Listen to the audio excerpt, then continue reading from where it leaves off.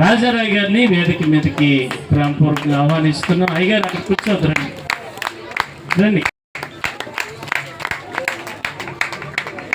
అయ్యగారికి ఫ్యాన్ ఉంటే ఏర్పాటు చేయండి, రండి.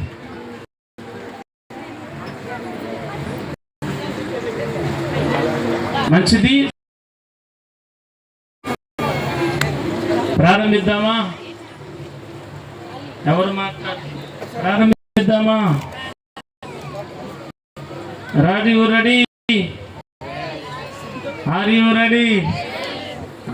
అందరు చెప్పేస్తారండి. మొదటి మాట ఎవరండి? మొదటి మాట మరి సహోదరి జ్వాల మరి తనకిచ్చిన 10 నిమిషాల్లో టైం నోట్ చేసుకున్నానా? 12 అయిపోతుంది. కరెక్ట్గా 10 నిమిషాల్లో ముగింపులోకి వచ్చాయి అమ్మా. మరి తర్వాత భోజన కార్యక్రమాలు ఉన్నాయి, చాలా ఉన్నాయి కనుక, పాదాలు కడిగే కార్యక్రమాలు అన్నీ ఉన్నాయి కనుక మరి సమయానికి ముగించుకోవాలి. మొట్టమొదటి మాటగా మరి యవనస్తురాలు జ్వాల బోధించబోతున్నారు. చప్పట్లు కొడుతూ వారిని ఆహ్వానం తెలియపరచుదాం.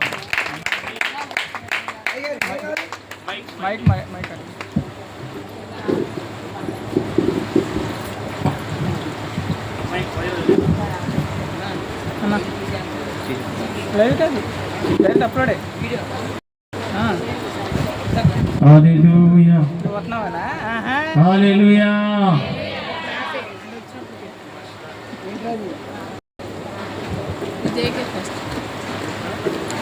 అందరు చూసిందో మళ్ళీ వేస్తారు మార్క్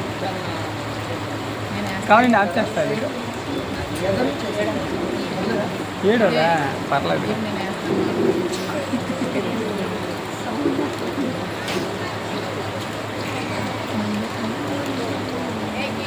దేవుని పరిశుద్ధ నామానికి వందనాలండి.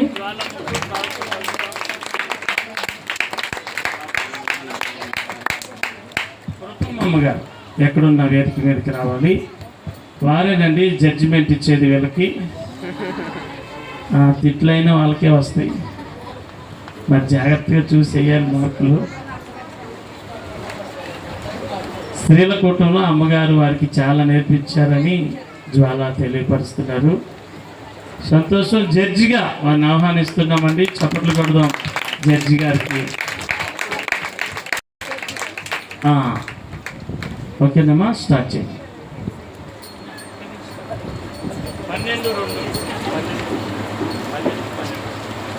దేవుని పరిశుద్ధ నామానికి వందనాలండి. మీకందరినీ కూడా వచ్చే సంఘానికి వందనాలు. మరి నేను ఈరోజు యేసుక్రీస్తు వారు శిలువలో పలికిన 7 మాటల్లో మొదటి మాటను మీకు తెలియజేయాలనుకుంటున్నాను. లూకాసు వార్త 23:34 రాయబడిన ప్రకారము యేసు ప్రభు వారు చెప్తున్నారు, తండ్రి వీరేమి చేయుచున్నారో వీరు ఎరగరు కనుక వీరిని క్షమించమని దేవుడు చెప్తున్నాడండి. దేవుడు శిలువ వంటి శ్రమల గుండా వెళ్తున్నప్పుడు, గెత్సెమనే తోట గుండా దేవుడు శిలువ మీద వెళ్తున్నప్పుడు, ఆయన చెమట రక్తంగా కారుతున్నప్పుడు ఆయన పలికిన మొట్టమొదటి మాట ఏమిటంటే, తండ్రి వీరేమి చేయుచున్నారో వీరు ఎరగరు కనుక వీరిని క్షమించమని దేవుడు ఇక్కడ చెప్తున్నాడండి. దేవుడు శిలువలో చెప్పిన ప్రతి మాట మన జీవితాల్లో మనకు అనేకమైన పాఠాలు నేర్పిస్తుందని మనం ఇక్కడ తెలుసుకోవాలి. ఈ మాటకు అర్థం ఏమిటంటే ద వర్డ్ ఆఫ్ ఫర్గివ్నెస్ అంటే క్షమించడం అండి. మనము కూడా క్రీస్తు వలె ఇతరులను క్షమించాలని దేవుడు కోరుకుంటున్నాడు. దేవుడు ఎటువంటి సమయాల్లో దేవుడు అందరినీ క్షమించాడు అంటే, ఆయన అనేకమైన శ్రమల గుండా, భయంకరమైన బాధల గుండా, ఆయన గాయపరిచిన వారిని, ఆయన దుఃఖపరిచిన వారిని, ఆయన హేళన చేసిన వారిని, ఆయన అవమానపరిచిన వారిని, ఆయన దూషించిన వారిని, ఆయన కొట్టిన వారిని, వారందరినీ కలిపి ఆయన అంటున్న మాట ఏమిటంటే, తండ్రి వీరేమి చేసినారో వీరు ఎరగరయ్యా, వీరిని క్షమించండి అని దేవుడు పలుకుతున్నాడు. దేవుడు అటువంటి శ్రమల్లో కూడా క్షమాగుణాన్ని కలిగి ఉన్నారు. నేను కూడా అటువంటి క్షమాగుణాన్ని కలిగి ఉండాలని దేవుడు నేర్పిస్తున్నాడండి. ఫిలిప్పు 2:5 చెప్పిన రీతిగా క్రీస్తునకు కలిగిన మనస్సును మీరును కలిగి ఉండాలని దేవుడు చెప్పిన రీతిగా క్రీస్తును కలిగిన క్షమాగుణాన్ని నేనును కలిగి ఉండాలని దేవుడు ఇక్కడ మనకి చెప్తున్నాడు. అంతే రీతిగా కాదండి, దేవుడు ఇక్కడ క్షమించమని తండ్రికి ప్రార్థన చేయుచున్నాడు. తండ్రి అయిన దేవుడు తండ్రికి ప్రార్థన చేయుచున్నాడు. తండ్రి వీరేమి చేయుచున్నారు వీరు ఎరగరయ్యా, వీరిని క్షమించండి. దేవుడు కదలలేని పరిస్థితుల మధ్య ఉన్నప్పుడు కూడా తండ్రికి ప్రార్థన చేయుచున్నాడు. నీవును నేను కూడా కొన్ని సందర్భాల్లో మన కదలలేని పరిస్థితుల మధ్య వెళ్ళినప్పుడు, మన అనారోగ్యంతో ఉన్నప్పుడు, బాధలతో ఉన్నప్పుడు, మన అయిన వారే మనల్ని పలకరించని పరిస్థితిలో ఉన్నప్పుడు కూడా దేవుడు మనతో మాట్లాడుతున్న మాట అండి, తండ్రి మీరేం చేయించినారో మీరు ఎరిగారు. తండ్రికి ప్రార్థన చేస్తున్నాడు. మనము కూడా మన జీవితాల్లో మనల్ని ఎవరు పలకరించకపోవచ్చు. అనారోగ్యంతో ఉండి మంచం మీద కొన్ని సమయాల్లో నేనును పడి ఉన్న రోజుల్లో కూడా దేవుడు చెప్తున్నది ఏంటంటే, దేవుడు మనతో మాట్లాడుతున్న మాట ఏంటంటే, నీవు కదలేని పరిస్థితుల్లో ఉండి కూడా చేయగలిగిన ఒకే ఒక్క గొప్ప పని ఏంటో తెలుసా అండి? ప్రార్థన నీ జీవితంలో గొప్ప విజయాన్ని ఇస్తుంది. మన పితరులు ఎన్నో కార్యాలు చూశారు, ఆశ్చర్యమైన కార్యాలు చూశారు, అద్భుతమైన కార్యాలు దేవుడు వారి పట్ల మనం చేయడం చూసామండి. అదే రీతిగా ప్రార్థనలో కొన్ని అంశాలను మనం నేర్చుకున్నాం.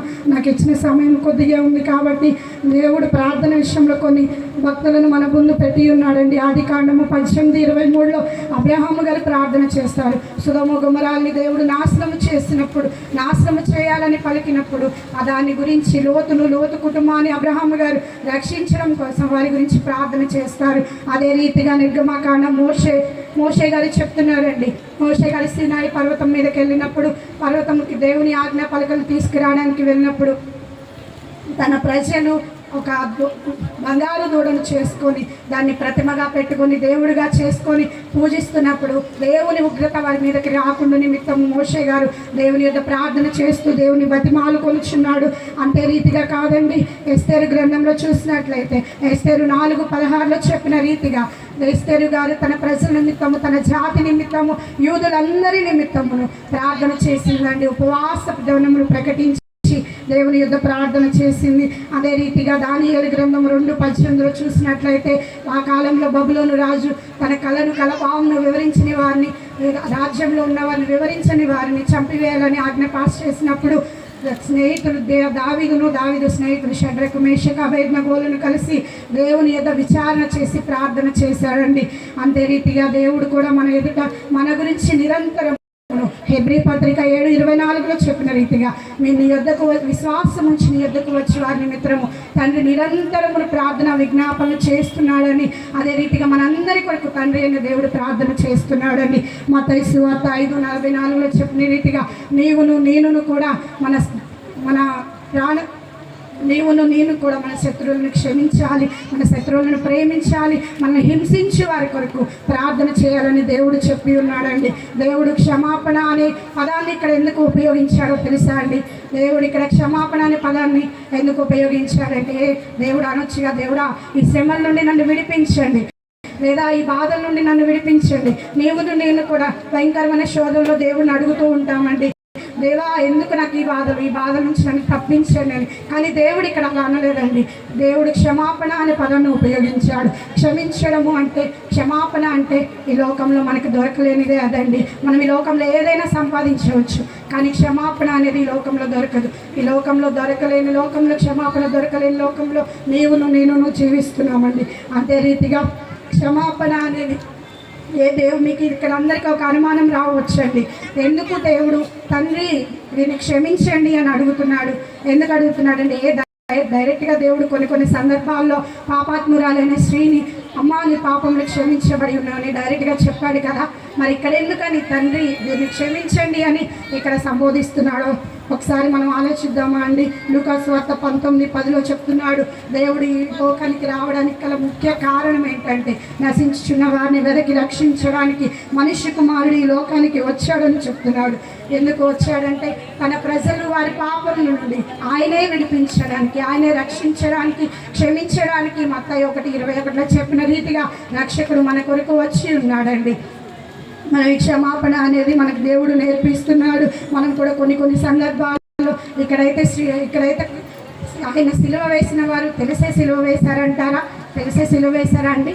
తెలియదండి, వారికి తెలియకే చేశాడని ఇక్కడ అపోస్తుల కార్యం 3:7లో చూసినట్లయితే మీరును మీ అధికారులను తెలియకే ఇది చేసి ఉన్నారని చెప్తున్నాడండి. వారు తెలియకే దేవుణ్ణి సిలువ వేయము అని ఆయన్ని ఆయన మీద ఉమ్మి వేసి ఆయన గాయపరిచి ఆయన సిలువకు అప్పగించారు. కానీ నేను కూడా మన జీవితంలో మన రక్షించబడి నాటి నుండి ఈ క్షణము వరకు ప్రతిదినము ప్రతిరోజును ప్రతి క్షణమును దేవుణ్ణి సిలువ వేస్తున్నామండి. అటు రీతిగా ఉండడం దేవునికి ఇష్టం కాదని దేవుడు చెప్తున్నాడు.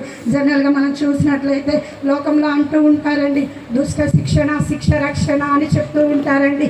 దుష్టుల్ని శిక్షించాలి, నీతిమంతులను రక్షించాలి. ఇక్కడ దేవుడు చెప్తున్న రీతిగా, ఫిలిప్పీ చెప్పిన రీతిగా అదే రీతిగా అండి దుష్టులను శిక్షించాలి. రోమాపత్రిక 3:23 చెప్తున్నాడు కదా దేవుడు. ఏ భేదం లేదు, అందరి పాపము చేసి దేవుడు అనుగ్రహించి మహిమను పొందలేకపోతున్నారని. ఇక్కడ నీతిమంతుడు ఎవరిని శిక్షిస్తాడు? నీతిమంతుడు ఎవరూ లేరు, పాపంలోనే ఉన్నారు. అందరూ పాపంలోనే కొట్టబడుతున్నాడు. కాబట్టి దేవుడు మన కొరకు ఈ లోకానికి వచ్చి ఉన్నాడు. ఫైనల్గా ఒక క్వశ్చన్ అండి, దేవుడు సిలువ వేసినప్పుడు సిలువలో నిలువకర అడ్డుకర మీనింగ్ ఎవరికంటే తెలుసండి? ఎవరికైనా తెలుసా? ఎందుకంటే సిలువలో నిలువకర మీనింగ్ వచ్చేసి దేవుని చేత మనం క్షమించబడుతున్నామండి. దేవుని చేత మనం క్షమించబడ్డాము, క్షమించబడుతున్నాము, క్షమించబడబోదు. అదే రీతిగా అడ్డుకర వచ్చేసి దేవుడు ఎటు రీతిగా అయితే మనల్ని క్షమించాడో అదే రీతిగా నేను కూడా మన స్నేహితులను, మన పొరుగు వారిని, మన హింసించే వారిని, మనం దూషించే వారిని, వారందరినీ క్షమించాలని ప్రభువైన యేసుక్రీస్తు వారు ఈరోజు కోరుకుంటున్నాడండి. నేను కూడా అటువంటి మనము నేర్చుకున్న రీతిగా క్షమాగుణాన్ని కలిగి ఉండాలి మొదటిగా. రెండవదిగా మన శత్రువులను ప్రేమించాలి, మన హింసించే వారి కొరకు తండ్రికి ప్రార్థన చేయాలని దేవుడు ఇక్కడ తెలియచేస్తున్నాడు. ఈ కొద్ది సాక్ష్యము, కొద్ది వాక్యము దేవుడు దీవించునుగాక.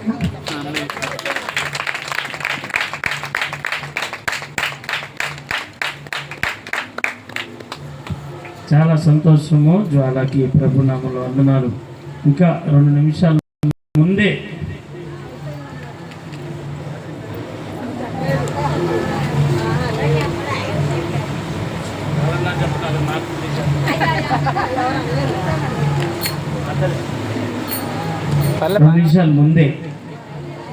ఒకటి గమనించండి, టైం అయిందనుకో నేను చప్పట్లు కొడతా.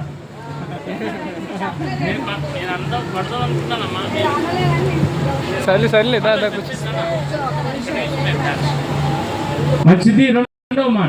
రెండో మాట దివ్య రెండో మాట చెప్పబోతున్నా. చప్పట్లు కొడదాం ఈ యవనస్తురాలకి. జ్ఞానకుమార్ కుమార్తె, ప్రథమ కుమార్తె.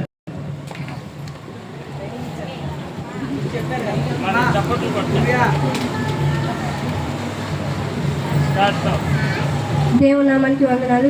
వచ్చిన సంఘానికి నా వందనాలు. ఆత్మీయ తల్లికి, ఆత్మీయ తండ్రికి నా వందనాలు.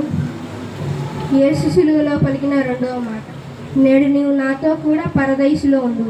యేసుక్రీస్తు వారితో సిలువలో వేయబడింది 2 దొంగలు. ఇద్దరి దొంగలలో రెండవ వాడితో మాట్లాడిన మాట ఈ మాట.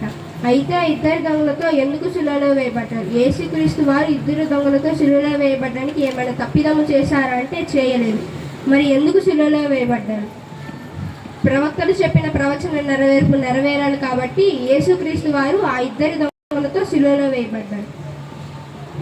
యోహాను 53:9 అతను మరణమైనప్పుడు భక్తిహీనులతో అతనికి సమాధి నియమించబడెను. ప్రవక్తలు చెప్పిన ఈ ప్రవచన నెరవేరాలి కాబట్టి యేసుక్రీస్తు వారు ఆ 2 దొంగలతో సిలువలో వేయబడ్డారు. లూకాసు వార్త 23:39 వేలాడవేయబడిన నేరస్తులలో ఒకడు నన్ను దూషించుచు, నీవు క్రీస్తువు కదా, నువ్వు రక్షించుకొనుము, మమ్మల్ని కూడా రక్షించమని చెప్పాను. అయితే యేసుక్రీస్తు వారితో సిలువలో వేయబడిన 2 నేరస్తులలో మొదటివాడు అంటాడు, నీవు క్రీస్తువు కదయ్యా, నువ్వు రక్షించుకొనుము, మమ్మల్ని కూడా రక్షించమని చెబుతాడు. అయితే దొంగతనానికి వెళ్ళినప్పుడు దొంగలు ఆ స్థలంలో ఎవరు ఎలాంటి వారు, ఎటువంటి వారు అని చెప్పి ఉంటారు. అలాగే యేసుక్రీస్తు వారి గురించి కూడా ఆ 2 దొంగలకు తెలిసి ఉంది కనుక ఆ మొదటి దొంగ అలా అంటాడు. అయితే రెండవ దొంగ అంటాడు, అయితే రెండవ వాడు వానిని గద్దించి, నీవు అదే శిక్షా విధిలో ఉన్నావు కనుక దేవునికి భయపడవా అని చెప్పి ఆ రెండవ వాడు మొదటి వాడిని గద్దించాడు. మనకైతే ఇది న్యాయమే, మనము చేసిన దానికి తగిన ఫలము పొందుచున్నాము, కానీ ఈయన మాత్రం ఏ తప్పిదము చేయలేదు. మనం చేసిన దానికి తప్పుకి ఇది తగిన ఫలితమే, మనము తగిన ఫలము పొందుచున్నాము అని చెప్పి ఆ రెండవ దొంగ మొదటి వాడిని గద్దించాడు. ఇక్కడ 2 దొంగల యొక్క వ్యక్తిత్వం ఎలా ఉందంటే, మొదటి వాడు మరణ ఛాయల్లో ఉన్నా సరే లోకాశలలో శరీరపు విధంగా ఆలోచిస్తున్నాడు. రెండవ వాడు మాత్రం పశ్చాత్తాపం కలిగి మారు మనసు పొంది దేవుణ్ణి క్షమాపణ పొందుతున్నాడు. లూకాసు వార్త 23:42. ఆయనను చూచి యేసు, నీవు నీ రాజ్యంలోనికి వచ్చినప్పుడు నన్ను కూడా జ్ఞాపకం చేసుకోమని చెప్పాడు. రెండవ వాడు అంటాడు యేసుతో, యేసు, నీవు నీ రాజ్యంలోనికి వెళ్ళినప్పుడు నన్ను జ్ఞాపకం చేసుకోమని అంటాడు. అప్పుడు యేసు, నేడు నీవు నాతో కూడా పరదైసులో ఉండువని చెప్పాడు. ఇక యేసుక్రీస్తు వారికి సమస్తం చేయగల శక్తి ఉంది కనుక యేసుక్రీస్తు వారు ఈ మాట అంటారు. యోహాను 10:18. ఎవడనూ నా ప్రాణం తీసుకొనడు, నా అంతట నేనే దాన్ని పెట్టుచున్నాను. దాన్ని పెట్టుటకు నాకు అధికారం కలదు, దాన్ని తిరిగి తీసుకొనుటకు నాకు అధికారం కలదు. నా తండ్రి వలన ఈ ఆజ్ఞ నేను పొంది తిని. యేసుక్రీస్తు వారు ఒక ప్రాణాన్ని పెట్టగల శక్తి ఉంది, ప్రాణాన్ని తీయగల శక్తి ఉందని చెప్పి అంటారు.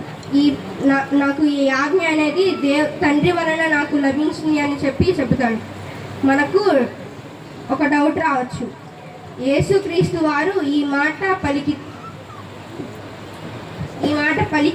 పలికారు, నేడు నీవు నాతో కూడా పరదైసులో ఉన్నావని ఆ రెండవ దొంగతో అన్నాడు. యేసుక్రీస్తు వారు స్వయాన యోహాను గారి ద్వారా బాప్తిసము పొందారు. మత్తయి 3:14-15 చూస్తున్నాం. అందుకు యోహాను, నేను నీ చేత బాప్తిసము పొందవలసిన వాడనై ఉండగా నీవు నా యొద్దకు వచ్చుచున్నావు అని ఆయనను నివారింపజూచెను. గాని యేసు, ఇప్పటికీ కానిమ్ము, నీతి యావత్తు ఈలాగు నెరవేర్చుట మనకు తగినది అతనికి ఉత్తరం ఇచ్చాను కనుక అతడు అలాగూ కానిచ్చాను. పాత నిబంధన ప్రకారం ఆదికాండం 5:24లో హానోకు దేవునితో నడిచిన తరువాత దేవుడు తన తీసుకొని పోయాను కనుక అతడు లేకపోయాను. హానోకు దేవునికి ఇష్టడు కనుక దేవుని రాజ్యంలోనికి కొనిపోబడ్డాడు. 2 రాజులు 2:11. ఏలియా, ఎలీషా ఇద్దరు గురు శిష్యులు. వారు ఇంకా వెళ్ళుచు మాట్లాడుచుండగా ఇదిగో అగ్ని రథములు, అగ్ని గుర్రములు కనబడి వీరిద్దరిని వేరు చేశాను. అప్పుడు ఏలియా సుడిగాలి చేత ఆకాశమును ఆరోహమాయను. ఏలియా కూడా దేవునికి ఇష్టడు కనుక అగ్ని రథాల మీద దేవుని రాజ్యంలోనికి కొనిపోబడ్డాడు. కొత్త నిబంధన ప్రకారం అపోస్తుల కార్యము 10:44. పేతురు ఆ మాటలు ఇంకా చెప్పుచుండగా అతను బోధ విని వారందరికీ పరిశుద్ధాత్మ దిగను. పేతురు గారు కొర్నేలు ఇంట్లో వాక్యం చెప్పుచుండగా పరిశుద్ధాత్మ నీటి బాప్తిసము పొందని వారికి మారు మనసు లేని వారికి వచ్చింది. ఉండగా పరిశుద్ధాత్మ ఇంటిలో కొర్నేలు ఇంటిలోనికి అనేక ఆత్మలు నింపిపడ్డాయి. కాబట్టి రెండవ దొంగ యేసుక్రీస్తు వారిని శిలువలో మారు మనసు పశ్చాత్తాపం కలిగి అడిగినప్పుడు నీవు నాతో కూడా పరదైసులో ఉండు అని రెండవ దొంగతో ఆ మాట అన్నాడు. ఈ వాక్యం విన్నట్టు వారందరికీ బట్టి మనకైతే దేవుని వాక్యం సువార్త సమీపాన ఉన్నది కనుక మనం మారు మనసు కలిగి పెదవులతో ఆయన నామమును స్తుతించాలని యేసుక్రీస్తు వారిని హృదయంలో చేర్చుకోవాలని నీటి బాప్తిసం పొందాలని ప్రభు పేరట మనం చేస్తూ ఈ చిన్ని వాక్యం మన హృదయాలలో నీరు కట్టి ఫలింపచేయను గాక. ఆమేన్. చప్పట్లు కొడుతూ దివ్యమ్మకు అభినందన తెలియపరచుదామండి. దివ్య ఇంకా 3 నిమిషాల ముందే ఏమన్నా బిడ్డ ముగించారు. మంచిది. మూడవ మాటగా ఎవరండి? లిల్లీ. యవనస్తురా లిల్లీకి చప్పట్లు కొడదామండి. హరిదాస్ గారి ఏకైక కుమార్తె. మరి లిల్లమ్మకి సమయం ఇవ్వబడుతుంది. మనందరం కూడా శ్రద్ధగా విందాం, ఎంకరేజ్ చేద్దాం. సమయము 12:18. స్టార్ట్. దేవుని నామానికి వందనాలు. అయ్యగారికి అమ్మగారికి నా వందనాలు. పూర్వజ సంఘ బిడ్డలందరికీ నా వందనాలు. నేను సిలువలో పలికిన 3వ మాటను నేను వివరిస్తాను.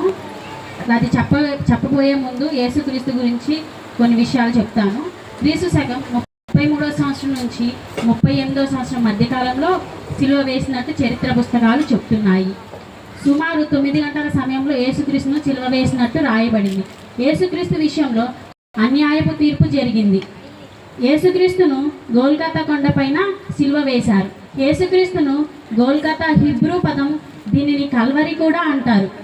కల్వరి అనేది గ్రీకు పదం, తెలుగులో కపాల స్థలం అంటారు.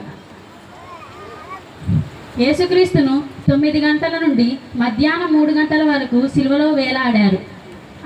ఆ రోజుల్లో యేసుక్రీస్తును సిలువ వేసినప్పుడు అనేక విధాలుగా హింసించేవారు.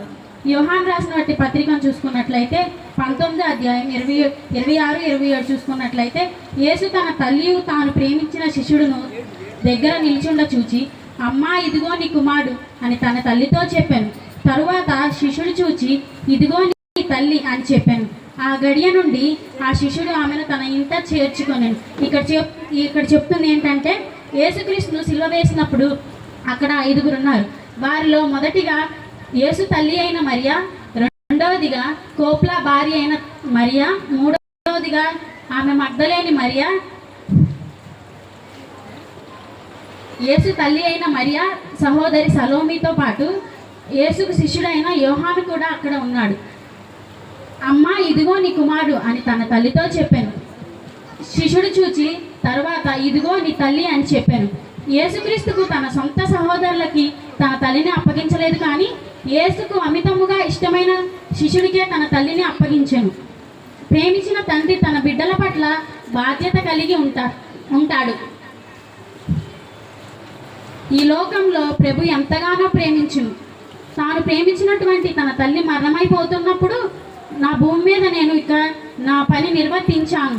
ఎందు నిమిత్తమైతే పరలోకం నుంచి తండ్రి వలన వచ్చానో నేను చేయవలసిన కార్యం ఇక అయిపోయింది అని ప్రభు అనుకోలేదు. తాను జన్మనిచ్చినటువంటి తన తల్లి ఒంటరిగా అయిపోతుందేమో ఆ బాధను అనుభవిస్తూ కూడా తన ప్రేమించినటువంటి శిష్యుని చూచి మనం ఇక గమనించుకోవచ్చు. తనకు తోబుట్టులు ఉన్నారు, కానీ యోహానికే ఎందుకు అప్పగించారు మనం చూసుకున్నట్లయితే, యోహాన్ రాసినట్టి పత్రికలు కానీ సువార్త కానీ ప్రకటన గ్రంథంలో కొన్ని విషయాలు చూసుకున్నట్లయితే ఎక్కడ చూసినా ప్రేమ ప్రేమ అనే మాటే పలికేవారు. మీరు ఒకరినొకరు ప్రేమించుకోండి, ఇది ఆయన ప్రసంగం. ఆయన ఎప్పుడూ ప్రేమ ప్రేమ అనే మాటనే చెప్తారు. యోహాను మాత్రమే తన తల్లిని బాగా చూసుకోగలడు అని యేసు ప్రభుల వారు బహుశా అనుకున్నారేమో. యోహాను మాత్రమే తన తల్లిని ప్రేమించగలడు. ఈరోజు మనం చూస్తున్నామంటే యేసుక్రీస్తు వారి గురించి మనం చాలా విషయాలు తెలుసుకోవచ్చు. ఎఫెసీ గ్రంథము 6:1 చూసుకున్నట్లయితే, పిల్లలారా ప్రభువునందు మీ తల్లిదండ్రులకు విధేయులై ఉండుడి. అలాగే సామెతలు 23:22 చూసుకున్నట్లయితే, నిన్ను కనిన నీ తల్లి ఉపదేశం అంగీకరించుము, నీ తల్లి ముదిమియందు ఆమెను నిర్లక్ష్యం చేయకుడి. నీ తల్లి ముదిమియందు నిర్లక్ష్యం చేయక, ఇలాంటివి ఎన్నో మాటలు బైబిల్లో నుంచి రాయబడ్డాయి. ఈరోజు వృద్ధాశ్రయాలు ఇవన్నీ కూడా ఎందుకు వస్తున్నాయి? తల్లిదండ్రుల పట్ల బాధ్యత లేనందువలన తల్లిదండ్రుల పట్ల బాధ్యత నిర్వర్తించాలి. నా ప్రియ సహోదరుడా సహోదరి, నీవు నీ బాధ్యతను నిర్వర్తిస్తున్నావా? ప్రేమ ఉన్న చోట బాధ్యత ఉంటుంది. ఒకవేళ నీవు నీ తల్లిదండ్రులను విడిచిపెట్టి వృద్ధాశ్రయాలలో వేసి వెళుతున్నట్లయితే వారి మీద ఎటువంటి ప్రేమ లేదు. ఈరోజు మనలను ఇంత పెద్దవారిగా చేసి మీ బిడ్డలను మీరు పోషించడానికి ఓవర్ నైట్లు పనులు చేసి ఇంకా డబ్బు చాలక ఇంకా పనులు చేసేవారు. ఇలా మీ తల్లిదండ్రులు ఒకప్పుడు చూసిన వారే కదా. ఎంతవరకు మరి వారి పట్ల ప్రేమ బాధ్యత కలిగి ఉంటున్నారు? నాకు వచ్చిన దాంట్లో నాకే సరిపోదు, ఇక వారినే ఏం చూసుకోగలను అని అనుకుంటున్నావా? అసలు యేసుక్రీస్తు వారు ఎలాంటి సిచ్యువేషన్లో ఉన్నారు ఇక మీరు గమనించారా? ఆ సిలువలో తాను పడుతున్న వేదన ఎంత భయంకరమైనదో అంటే, అలాంటి పరిస్థితిలో కూడా తన తల్లి గురించి ఆలోచిస్తున్నాడంటే మరి మనం ఎంత ఆలోచించాలి? మన తల్లిదండ్రుల గురించి ఆనాడు సిలువ వేసినటువంటి ఆ పిలాతుకు యేసుక్రీస్తు వారి మీద ఎటువంటి నేరము కనిపించలేదు. మీకు బరబ్బా కావాలా యేసుక్రీస్తు కావాలా అని అంటే కనుక నాకు బర్బా కావాలి, యేసుక్రీస్తు వద్దు అంటూ బిగ్గరగా కేకలు వేశారు. యేసుక్రీస్తును సిలువ వేయండి అంటున్న వారి కేకలే గెలిచాయి. యేసుక్రీస్తు వారు సిలువలో పలికినటువంటి చాలా విలువైన మాట, ప్రేమ అనేకులను చెలింపజేసే మాట. దాని వెనుక చాలా హిస్టరీ ఉంది. యేసు తన తల్లియు తాను ప్రేమించిన తండ్రియు దగ్గర నిలుచుండ చూసి ఆ సిలువలో వేలాడుట చూశాడు. ఆయన చాలా హైట్లో క్రిందకి చూస్తున్నాడు. ఆ పొడవైన సిలువలో వేలాడుతున్నప్పుడు దగ్గరగా వచ్చారు ఇద్దరు. అందులో ఏడుస్తూ పారిపోయినటువంటి యోహాను మరలా తిరిగి వచ్చాడు. మరలా తిరిగి ధైర్యం చేసుకొని తిరిగి వచ్చాడు. నేను చనిపోతానేమో కానీ నేను యేసుని చూడకుండా ఉండలేను అని చెప్పాడు. యోహాను మాత్రమే తన తల్లిని బాగా చూసుకోగలడు కానీ యేసుకు నమ్మకం కలిగి ఉన్నందువలన యేసు యోహానికి అప్పగించాను తన తల్లిని. మనం తల్లిదండ్రుల పట్ల బాధ్యత కలిగి ఉంటున్నామో లేదో మనల్ని మనం పరీక్షించుకుందాం. యేసునామమున అడుగుతున్నాను. చప్పట్లు కొడతామండి. యవనస్తురాలు చప్పట్లు కొడుతూ అభినందిద్దాం. ఇంకా 4 నిమిషాల ముందే ముగిచ్చేసారు. మరొకరండి 4వ మాటగా రాబోతున్నారు. కీర్తన జ్ఞానకుమార్కి 2వ కుమార్తె అండి, వీరు ద్వితీయ కుమార్తె.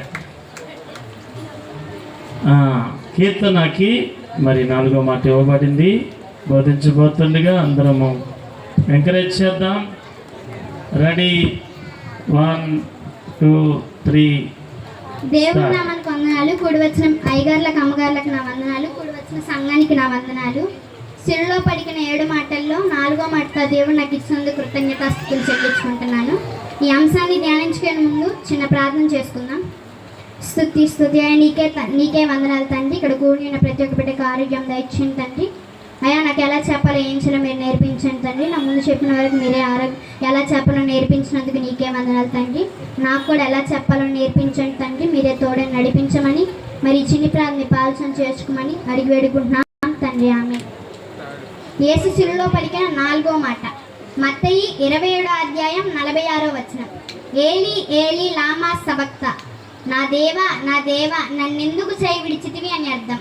నా దేవా నా దేవా నన్నెందుకు చేయి విడిచితివి. దేవుడు నిజంగానే తన ప్రియకుమారుని యొక్క చేయి విడిచాడా? విడవవలసి వస్తే ఎందుకు విడిచాడు? లోక సంబంధంగా అయితే మన బిడ్డల యొక్క చేయి మనం విడుస్తామా?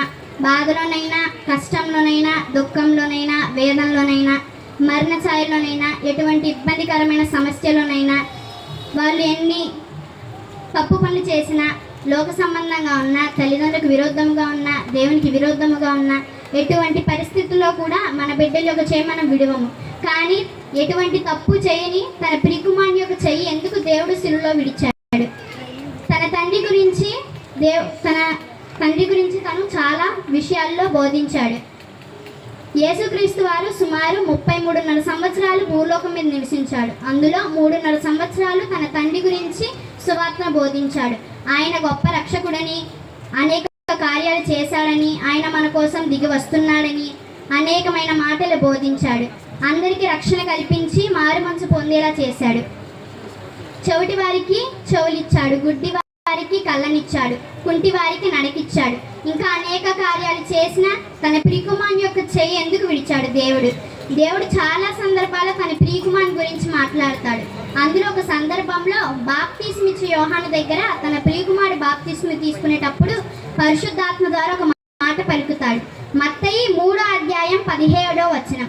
మరియు ఇదిగో ఈయనే నా ప్రియకుమారుడు, ఈయన యందు నేను ఆనందించుచున్నానని ఒక శబ్దం ఆకాశం నుండి వచ్చాను. అలాగే హెబ్రీలకు రాసిన పత్రిక 13వ అధ్యాయం 5వ వచనం. నేను నిన్ను ఎన్నటికీ విడువని ఎడబాయను. దేవుడు ఒక సందర్భంలో బాప్తిస్మ ఇచ్చే యోహాను దగ్గర తన ప్రియకుమారుడు బాప్తిస్మ తీసుకునేటప్పుడు పరిశుద్ధాత్మ ద్వారా ఈయన నా ప్రియకుమారుడు, ఈయన యందు నేను ఆనందించుచున్నానని పలికాడు. ఇంకొక సందర్భంలో నేను నిన్ను ఎన్నటికీ విడువని ఎడబాయనని పలికాడు. మరి ఎందుకు చేయి విడిచాడు? అలాగే రోమా పత్రిక 5వ అధ్యాయం 12వ వచనం. ఇట్లుండగా ఒక మనుషుని ద్వారా పాపము ద్వారా మరణమును లోకంలో ఏలాగు ప్రవేశించనో అలాగుననే మనుషులందరి పాపము చేసినందున మరణము అందరికీ సంప్రాప్తమాయెను. ఆదియందు ఆదాము చేసిన ఆజ్ఞ అతిక్రమం బట్టి లోకంలో ఉన్న మనుషులందరికీ పాపం వచ్చింది. ఆ పాపాన్ని తొలగించడానికి దేవుడు ఏకైక బలిగా భూలోకం మీదకి వచ్చి అర్పించబడ్డాడు. మోషే ధర్మశాస్త్రం ప్రకారం మనుషులు చేసిన పాపం నిమిత్తం ఒక గొర్రెపిల్ల రక్తాన్ని వధిస్తారు. అలా ఎన్నిసార్లు ఆ గొర్రెపిల్ల రక్తాన్ని వధించినను వాళ్ళు మరలా అదే తప్పు చేస్తున్నారు కనుక వాళ్ళు మరలా తప్పు చేయకుండా దేవుడు ఏకైక బలిగా భూలోకం మీదకి వచ్చి అర్పించబడ్డాడు. యెషయా 59:2 మీ పాపములు ఆయన ముఖాన్ని మరుగు చేసిన కనుక ఆలకించను లేదు. మనం చేసిన ప్రతి ఒక్క పాపము యేసు ప్రభు వారి మీద మోపబడి ఆయన సిలువలో పాపిగా ఎంచబడ్డాడు కనుక తన తండ్రికి ఆయన ఎంత మొరపెట్టినను ఆలకించలేదు. అలాగే 2 కొరింథీయులకు రాసిన పత్రిక 5:21 ఏ పాపము లేని ఏ పాపం ఎరుగని ఆయనను మన కోసం పాపముగా చేశాను. దేవునికి ఏ పాపం తెలియదు. తన తండ్రి గురించి సువార్తను బోధించిన అనేక మందికి రక్షణ కల్పించినను ఆయన సిలువలో పాపిగా ఎంచబడ్డాడు. ఆయన నిందారహితుడు. అలాగే యోహాను 1:29 లోక పాపమును మోసుకుపోవు దేవుని గొర్రెపిల్ల. లోక పాపాన్ని మోసుకుని వెళ్ళే గొర్రెపిల్లతో యోహాను గారు యేసు ప్రభువాన్ని పోలుస్తున్నాడు. ఆయన సిలువ వైపు ముందు రోజు తన తండ్రికి గెత్సెమనే తోటలో మొరపెడతాడు. మత్తయి 26:39 నా తండ్రి సాధ్యమైతే ఈ గిన్నె నా యొద్ద నుండి తొలగిపోనిమ్ము, అయినను నా ఇష్ట ప్రకారము కాదు నీ చిత్త ప్రకారమే కానిమ్మని ప్రార్థించెను. తన తండ్రికి సిలువ వైపు ముందు రోజు గెత్సెమనే తోటలో నా తండ్రి సాధ్యమైతే ఈ గిన్నె నా యొద్ద నుండి తొలగించమని అడుగుతాడు. గిన్నె అంటే పాపముతో నిండినది. ఆ పాపపు గిన్నెను తన యొద్ద నుండి తొలగింపమని వేడుకుంటాడు. తండ్రి అయినను నా ఇష్ట ప్రకారం వద్దు నీ చిత్త ప్రకారం అయితే దాన్ని చేయమని అడుగుతాడు. ఫర్ ఎగ్జాంపుల్ మనం చేసే పాపాలు ఎలా ఉంటాయంటే మనం రోజుకి ఎన్ని పాపాలు చేస్తే అన్ని ఇటుకరాయిని తీసుకొచ్చి మన ఇంటి ముందు పెడితే అవి ఒక నెలకి ఒక సంవత్సరానికి ఒక పెద్ద గుట్టలా తయారయ్యి ఎలా భారంగా ఉంటాయో అలా మనం చేసే పాపాలు కూడా మన జీవితంలో మనకి అలాగే భారంగా ఉంటాయి. కనుక ఆ భారాన్ని తొలగించడానికి దేవుడు ఏకైక బలిగా వచ్చి భూలోకంలో బలిగా అర్పించబడ్డాడు. తన తండ్రి నిజంగా సిలువలో తన బిడ్డ యొక్క చేయి విడవకుండా ఉంటే మన చేయి ఇక్కడ పట్టుకునేవాడు కాదు. ఆయన నిజంగా సిలువలో మరణించకుండా ఉంటే మనం ఇక్కడ రక్షణ కలిగి పాపం నుండి విమోచన కలిగి ఇక్కడ సుఖంగా ఉండేవాళ్ళం కాదు.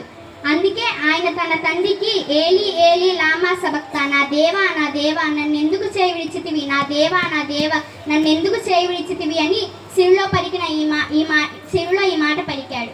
మరి చిన్ని వాక్యం హృదయంలో నిరికటి ఫలింపచేయను కాక. చప్పట్లు కొడదామండి. కీర్తనకు ఎవరు పెట్టారు? కీర్తనమ్మ చాలా సంతోషం అండి. 5వ మాటను మనం వినబోతున్నాము. సహోదరి విజయ్ కుమార్ గారి యొక్క చెల్లిగా మరి రిప్కా మరి సహోదరి రిప్కా గారు వచ్చి వారు టీచర్గా గవర్నమెంట్ ఆఫీసర్ టీచర్గా వారు పనిచేస్తున్నారు. అలాగే వారి భర్త గారు కూడా వారి హస్బెండ్ సుభాకర్ గారు కూడా వచ్చారు. ప్రభునామంలో వారికి ప్రత్యేకమైన వందనాలు. విజయ్ కుమార్ గారి కుటుంబానికి మరి సహోదరికి ఈ సమయాన్ని అప్పగిస్తున్నాం. చప్పట్లు కొడదామండి మరొకసారి. చాలా సంతోషంగా ఉందండి మరొకసారి మీ సంఘానికి రావడం. ముఖ్యంగా ఏంటంటే మనం రిజర్వేషన్ జెంట్స్కేమో 70%, లేడీస్కేమో 30% అడుగుతున్నాం. లేదు, మనమే 70% అడగాలి. ఇప్పటి వరకు అయిన 4 మాటలు ఎవరు చెప్పారండి? ఆడవాళ్ళు చెప్పారు. మళ్ళీ ఎవరు చెప్పారు? చిన్నపిల్లలు. నాకు అసలు మళ్ళీ ముచ్చటేసింది. అసలు మనమే ముందున్నాం. దేవుడు తన యెషయా పరమగీతాలు అనుకుంటా రాస్తాడు, దానిని సువార్తను దానిని ప్రకటించు అని స్త్రీలు గొప్ప సైన్యంగా ఉన్నారంట. ఇంట్లో భర్తలు వదలట్లేదు, కానీ లేకపోతే అమ్మలక్కలతో ముచ్చట్లు మనం యేసు గురించి చెప్పచ్చు. అవునండి. అంత్య దినాల్లో ఎవరు కూడా ఇళ్లలో క్రీస్తు గురించి చెప్పడం మాత్రమే, ప్రతి నోటి వెంట ఎవరి గురించి చెప్తున్నాం? మనం యేసు గురించి మాత్రమే చెప్తున్నాం. రీసెంట్గా ఒక చిన్న విషయం జరిగింది, మీ అందరికీ తెలుసు. ప్రవీణ్ పాడాల గారి గురించి. ఆయన చనిపోకముందు మనకి చాలా తక్కువ నాకైతే తెలియదు అసలు యాక్చువల్గా.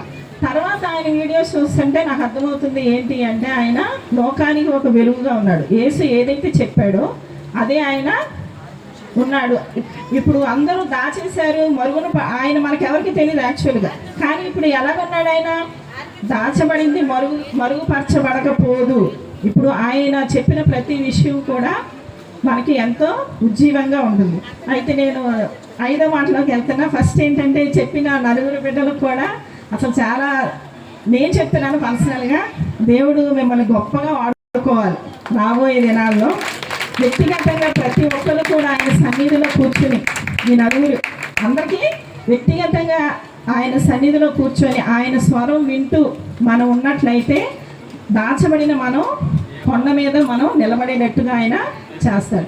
నీ గృహంలో నువ్వు వ్యక్తిగతంగా ఎవరు కనబడకపోవచ్చు కూర్చొని ప్రార్థన చేయడం, కానీ అదే నిన్ను దేవుడు ఒక ఎత్తైన స్థలంలో, నువ్వు ఎక్కలేనంత ఎత్తైన స్థలంలో దేవుడు నిన్ను నిలుపుతాడు. సరే 5వ మాటకు వస్తున్నా. అయితే మీరందరూ చిన్నవాళ్ళు, నేనేమో మీకంటే వయసులో పెద్దదాన్ని. అయితే మీలా చెప్పకపోవచ్చేమో అనుకుంటున్నాను. నేను మిమ్మల్ని చూశాక అసలు నేనే చెప్తాను ప్రభా అక్కడికి వెళ్ళి అనుకున్నా. సరే అయితే ఏంటంటే ఇప్పుడు మా అందరినీ చూసుకొని జెంట్స్ నేర్చుకోవాలనుకుంటున్నాను నేను. తప్పదు, మిమ్మల్ని ఫింగర్స్లో లెక్క పెట్టేయచ్చు. మహా అయితే 15 మంది ఉన్నారేమో. మమ్మల్ని లెక్క పెట్టండి క్షణంలో, కష్టమే. అదే అంటే మీకు 2, మాకు 5. అదే అంటున్నా, 70% మాకు ఇచ్చేయండి, 30% మీరు తీసుకోండి ఎక్కడైనా. సరే దేవుని వాక్యంలోకి వెళ్దాం.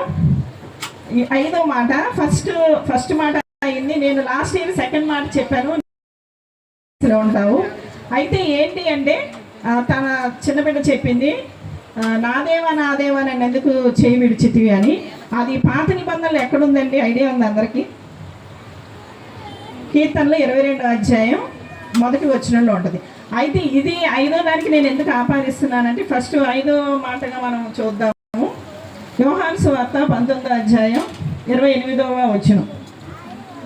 యోహాను సువార్త 19వ అధ్యాయం 28వ వచనం. అటు తర్వాత సమస్తమును అప్పటికి సమాప్తమైనదని యేసు ఎరిగి, లేఖనము నెరవేరినట్లు నేను దప్పికొనుచున్నాను. హల్లెలూయా. యేసు ఏం చేసినా సరే వాక్యానుసారంగానే చేశాడండి ఆయన. ఇప్పుడు ఇశ్రాయేలీయులు చూసినట్లయితే కొత్త నిబంధన వాళ్ళ దగ్గర ఉండదు, కానీ పాత నిబంధనలో ఉన్న 39 పుస్తకాలతో కూడిన ఒక గ్రంథం వాళ్ళ దగ్గర ఉంటుంది. అయితే యేసు ముందుగానే రావాలి అని యెషయా గ్రంథం చెప్తుంది. ఏలే అనగా మనకు శిశువు పుట్టెను. అదేంటండి? ఒక లేఖనం. ద్వితీయోపదేశ కాండము 18 చూడండి ఒకసారి.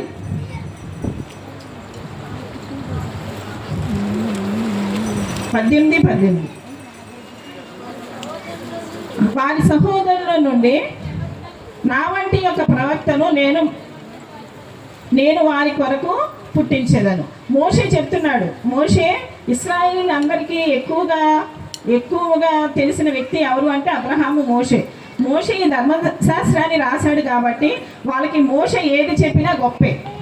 మోషే చెప్పాడు ఇలా చేయమని, మోషే చెప్పాడు కంటికి కన్ను పంటికి పన్ను అనమని. ప్రతిదీ వాళ్ళు యేసుతో వాదించినప్పుడు ఏం చెప్పారు అంటే, మాకు మోషే చెప్పాడు, మోషే ధర్మశాస్త్ర గ్రంథంలో ఉంది అని. ప్రతిదీ ఎక్కడి నుండి తీసుకొచ్చారండి? లేఖనము అంటే ఏంటి అంటే, మొదటి ఆదికాండం నుండి జకరియా గ్రంథం వరకు ఉన్న ప్రతి పుస్తకము ఇశ్రాయేలీయులు చదువుతారు. ఆ ప్రతి గ్రంథంలో కూడా యేసు గురించి రాయబడింది. ప్రతి గ్రంథంలో యెషయా 9:6లో ఏలే అనగా మనకు శిశువు పుడతాడు, కన్యక గర్భము ధరిస్తుంది. యోనా 3 దినములు సముద్రంలో ఉన్నప్పుడు నేను కూడా అలాగే సమాధిలో నేను 3వ దినంలో తిరిగి లేస్తా అని ప్రతి వచనాన్ని కూడా దేవుడు ముందుగానే రాసి పెట్టాడు. అయితే 28వ వచనం, సమస్తమును అప్పటికి సమాప్తమైనదని యేసు ఎరిగి. ఏంటి సమస్తం? ఆయన వచ్చిన పని ఏంటి? ఆయన ఏమి సమాప్తం చేశాడు? ఫస్ట్ది ఏంటి? లోకాన్ని అంతటి క్షమించాడా లేదండి? లోకం అంతా క్షమించేశాడు. క్షమించబడ్డాను అని నువ్వు ఎరగడమే రక్షణ. దేవుడు నన్ను క్షమించాడు, నా పాపాన్ని అంతటిని ఆయన శిలువ మీద వేసుకున్నాడు, నన్ను పరలోకం తీసుకెళ్తాడు అని నమ్మడమే రక్షణ. దేవుడు నా కొరకు నేను పొందవలసిన శిక్షను ఆయన పొందాడు. నాకు బదులుగా ఆయన మరణాన్ని అనుభవించాడు. నేను ఆయన్ని నమ్మితే ఆయనే నన్ను పరలోకం తీసుకెళ్తాడు. ఇది వాళ్ళే ఇంకా రక్షించబడలేదు. యేసుని దేవుడిగా అందరూ నమ్ముతున్నారండి. నమ్ముతున్నారు. రక్షించబడడం అంటే యేసును నీ రక్షకుడిగా అంగీకరించి బాప్తీసం తీసుకున్నట్లయితే నువ్వు సంఘంలో చేర్చబడతావు. అలా నమ్మిన ప్రతి ఒక్కరూ పరలోక రాజ్యంలో చేర్చబడతారు. అదేవిధంగా పరదేశులు ప్రతిదీ దేవుడు లేఖనంలో రాయించాడు.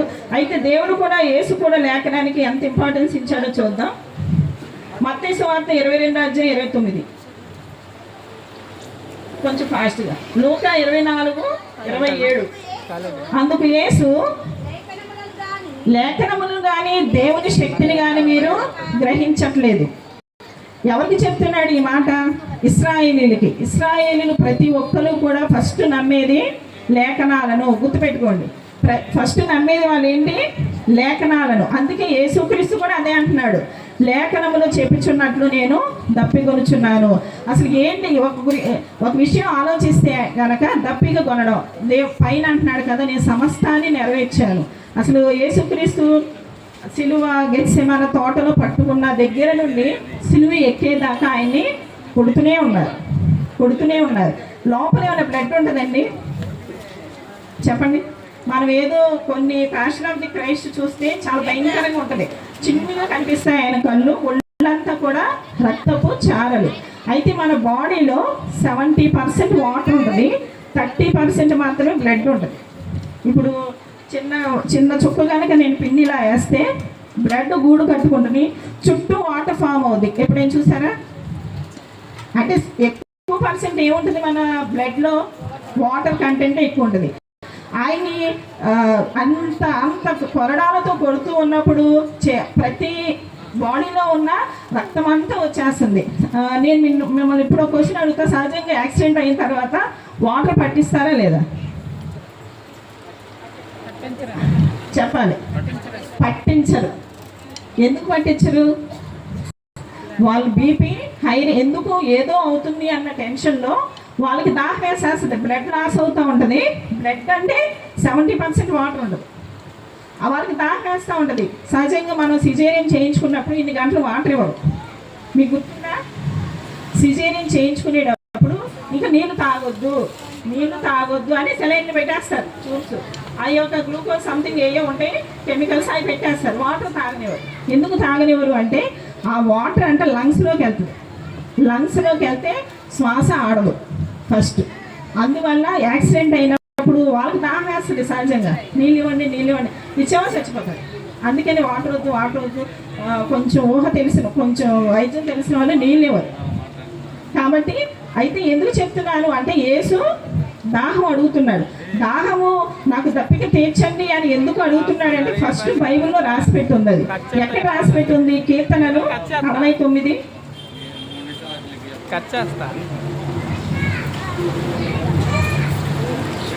కీర్తనలు 69వ అధ్యాయం. చింటన్నా కాలి కదపకన్నా 21వ వచనం. వారు చేతును నాకు ఆహారముగా పెట్టిరి, నాకు దప్పి అయినప్పుడు చిరకను త్రాగనిచ్చిరి. ఆయనకు దప్పిక అయ్యింది అని తెలియపరిచింది ఎక్కడ? కీర్తనలో దావీదు కుమారుడు దావీదు రాసి పెట్టాడు. కాబట్టి అది నెరవేరాలి అంటే ఆయన ఖచ్చితంగా నాకు దాహం వేస్తుంది అని చెప్పాల్సింది. అయితే ఏంటి అంటే ఇప్పుడు యేసుక్రీస్తు అన్నాడు, దప్పికొనిన వారులారా నీళ్ళ యొద్దకు రండి. 55 లైన్లోనే ఉంటుంది. నెక్స్ట్ యోహాను సువార్త 7వ అధ్యాయం 37వ వచనం.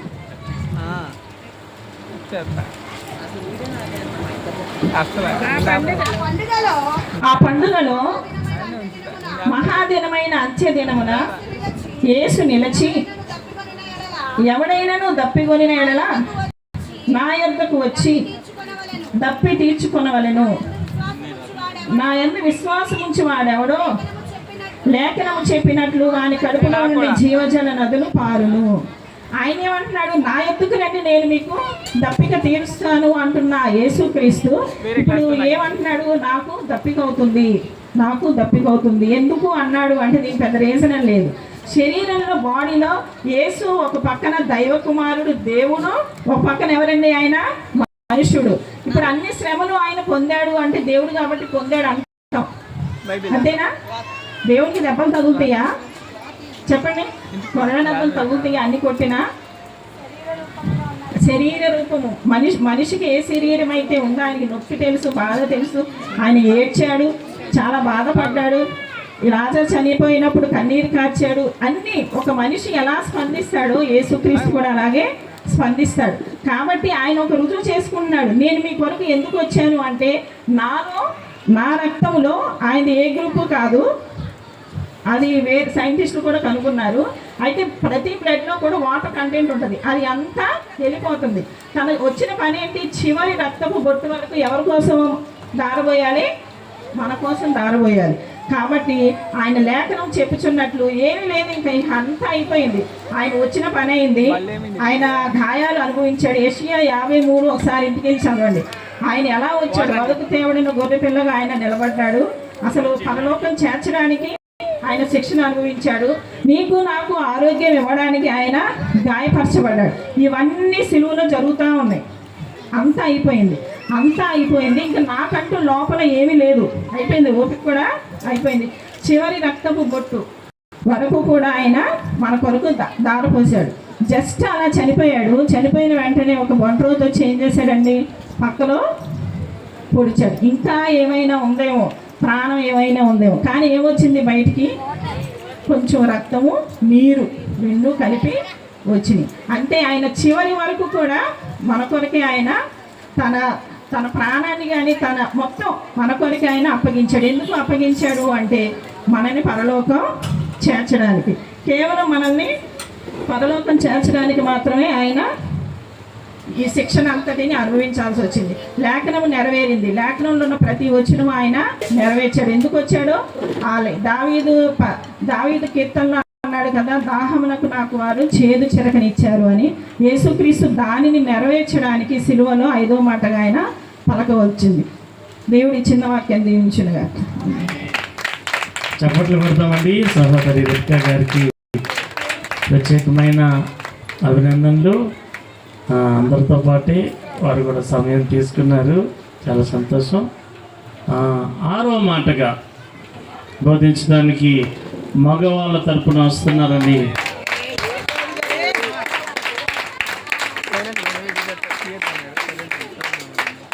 ప్రసాద్ గారు నిజంగా ఆసక్తిగా అడిగారు, దేవుని మాట బోధిస్తానని. నిజంగా వైశ్యాస్ కుటుంబాన్ని నుంచి రక్షించబడ్డారండి వీరు. సంతోషం, చాలా ఆసక్తిగా దేవుని మాట చెప్పడానికి సిద్ధపడ్డారు. వారికి సమయం ఇస్తున్నాం. రెడీ, 1 2 3.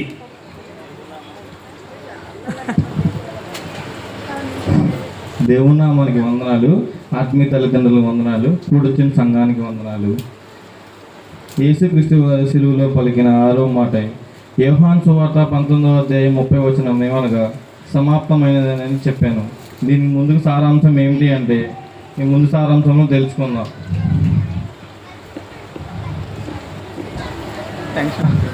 మనం ఏదైనా పని మొదలుపెట్టిన పిమ్మట సంపూర్తిగా చేసిన దాన్ని సమాప్తమైనది అంటాం. యేసుక్రీస్తు వారు అసలు ఈ మాట అనడానికి గల కారణం ఏమిటి? అతనికి ఇచ్చిన ఆయుష్ కాలము 33 సంవత్సరాలు పూర్తయినది అంటున్నారా, లేదా ఇదే విధంగా అంటున్నారా? దీని గల సారాంశాన్ని ముందు తెలుసుకునే ముందు లోకా సువార్త 4వ అధ్యాయం 16వ వచనం నుంచి 19వ వచనం చదువుకున్నాము. తరువాత ఆయన లోకా సువార్త 4:16 తరువాత ఆయన తను పెరిగిన నజరేతును వచ్చెను, తన వాడకు చెప్పిన విశ్రాంతి పథకం ముందు సమాజ మందిరంలోనికి వెళ్ళి చదువుటకై నిలిచి ఉండగా ప్రవక్తకై ఏషియా గ్రంథం ఆయన చేతికి తీయబడినని ఆయన గ్రంథం చెప్పాను. ప్రభు ఆత్మ మీద ఉన్నది, బీదలకు సువార్త ప్రకటించడకై ఉన్నది. ఆయన నన్ను అభిషేకించును, చెరలోనున్న వారికి విడుదలను, గుడ్డివారికి చూపును కలుగును ప్రకటించుదును. ఎందుకనగా ఈ మాటలు చెప్తున్నామంటే యేసుక్రీస్తు వారు భూమి మీదకి రావడానికి ప్రాముఖ్యమైనది ఏమిటి అంటే బీదలను సువార్త ప్రకటించుటకు గుడ్డివారికి చూపు ఇవ్వడకు, చెరలో ఉన్న వారికి విడుదల ఇవ్వడానికి ఈ వాక్యం మనకు తెలియజేస్తున్నది. యేసుక్రీస్తు వారు బతికిన కొంతకాలం 33 సంవత్సరాలే. 30 సంవత్సరాలు తన లోకం గురించి బతికిన 3.5 సంవత్సరాలు సువార్త ప్రకటించారు. అసలు 6వ మాటల పరమార్థం ఏంటి అంటే, దేవుడు భూమి మీదకి వచ్చడానికి కారణం పాపులను క్షమించి సువార్త అనే ప్రకటనను మనకు ఇవ్వడానికి ఈ భూమి మీదకి వచ్చాడు. క్రైస్తవులుగా బతుకుతున్న మన సంగతి ఏంటి?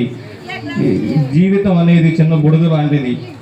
మనకి ఇచ్చిన చిన్న ఆయుష్కాలంలోనే దేవుడు అప్పగించిన పనులను మనం సంతృప్తిగా పూర్తి చేసి లోకంను విడిచి వెళ్ళిపోవాలని కోరుతున్నాను.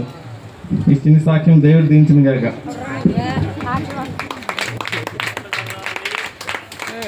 ప్రసాద్ గారికి ప్రత్యేకమైన ప్రభునామంలో వందనాలు. చివరి మాటగా మరి మగవారి తరపు నుంచి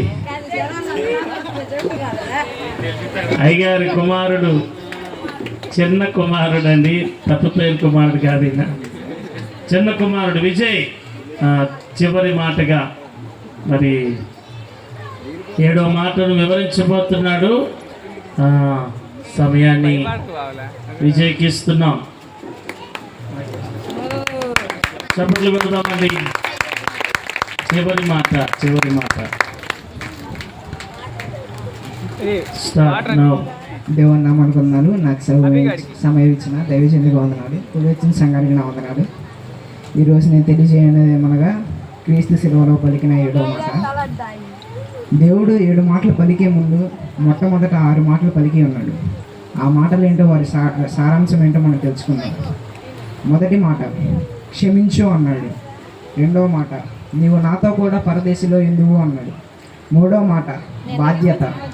4వ మాట నన్నేల చేయి విడిచితివి అన్నాడు. 5వ మాట దాహం. 6వ మాట సమాప్తమాయను. 7వ మాట ఆత్మ అప్పగింత. మనం చూసుకున్నట్లయితే ముందు 4 మాటలు భూ సంబంధమైన మాటలు అయి ఉన్నవి. ఇవి దేవునిని, యేసుక్రీస్తుని పరిపూర్ణ మనుషుడిగా తెలియజేస్తున్నాయి. తర్వాత మిగిలిన 3 మాటలు కూడా యేసుక్రీస్తుని దేవునిగా తెలియజేస్తున్నాయి. మొదటి మాట క్షమించు. మనము కూడా యేసుక్రీస్తు చెప్పినట్లుగా మన శత్రువులను కూడా క్షమించే వారమై ఉండాలి. 2వ మాట నీవు నాతో కూడా పరదేశిలో ఎందుకు. నీకు నిజంగానే దేవుని నమ్మి ఉంటే, నీవు నిజంగా నీ జీవితంలో బైబిల్లో ఉన్న వాక్యం నెరవేర్చబడి ఉంటే నీవు పరదేశిలో ఇందువు అనగా పరలోకంలో ఇందువు. 3వ మాట బాధ్యత. యేసు తన తల్లిదండ్రుల పట్ల ఎంతో బాధ్యత కలిగి ఉన్నాడు. తన తల్లిని తండ్రిని ఎంతో ప్రేమించి ఉన్నాడు. వారికి విధేయుడై ఉన్నాడు. మనం కూడా మన తల్లిదండ్రులను ప్రేమించాలి, వారికి విధేయులై ఉండాలి, వారిని సన్మానించాలి. 4వ మాట నన్నేల చేయి విడిచితివి. దేవుడు చేయి విడిచేవాడు కాదు. నేను మనుషులం కనుక మనకి చిన్న కష్టం వచ్చినా, చిన్న బాధ వచ్చినా దేవుడు నన్ను విడిచిపెట్టాడు అనుకుంటాం. కనుక యేసుక్రీస్తు శిలువలో ఆ మాట పలికాడు. కానీ దేవుడు నిన్ను ఎన్నటికీ విడువడు, ఎడబాయడు. నీకు ఎల్లప్పుడూ తోడుగా ఉంటాడు. 5వ మాట దాహం. పరిశుద్ధుని కుమారుడైన యేసుక్రీస్తు ఆత్మల దాహం కలిగి ఉన్నాడు. మరి నేను ఆత్మల దాహం కలిగి ఉన్నామా అంటే లేదు. నీ వల్ల ఎన్ని ఆత్మలు రక్షింపబడినవి ఉన్నాయంటే లేదు. ఉదాహరణకు సమరయ స్త్రీ, ఆమె ఏ విధంగా అయితే ఊరిలోకి వెళ్ళి యేసుని గురించి చెప్పిందో, మనము కూడా పొందుకున్న మేలులను బట్టి ఆయనకి సాక్షిగా నిలబడాలి. నీవు ఒక స్థిరమైన సాక్షిగా నిలబడాలి. 6వ మాట సమాప్తమాయను. మనుష్య కుమారుడైన యేసుక్రీస్తు పరిపూర్ణ దేవుడుగాను పరిపూర్ణ మానవుడుగాను సమస్తమును సమాప్తము చేశాను. 7వ మాట ఆత్మ అప్పగింత. మట్టిలోనే కలిసిపోవులాగున దేవుని ఆత్మ దేవుని చెంతకి తిరిగి వెళ్ళులాగున లేఖనాల నెరవేర్పు కొరకు మనం కూడా అదే బాటలో నడుచులాగున దేవుడు యేసుక్రీస్తు తన ఆత్మని తండ్రికి అప్పగించాను. ఈ చిన్న వాక్యం అందరి హృదయంలో నీరుగట్టి ఫలము చేయనట. చప్పట్లు పెడదామండి. విజయ్కి చప్పట్లు పెడదాము. 8వ మాట బోధించడానికి మరి నేను చెప్తా ఎన్నో మాట, అంటే ఈ సిలువ మాటలు కాదు. సంతోషంగా మరి చక్కగా 7 మాటలు మరి అందరూ కలిసి 53 నిమిషాల్లో ముగించారు. 53 నిమిషాల్లో చాలా సంతోషం. అందరికీ మరొకసారి చక్కని చప్పట్లతోటి అభినందనలు తెలియపరచుకున్నాం. యవనస్తులు అందరూ కూడా చక్కగా బోధించారు. అమ్మగారు మార్కులు వేశారు చాలామందికి, కానీ ఇప్పుడే చెప్పమండి, తర్వాత తెలియపరుస్తారు. ఈ సమయంలో ఇంకెవరైనా మరి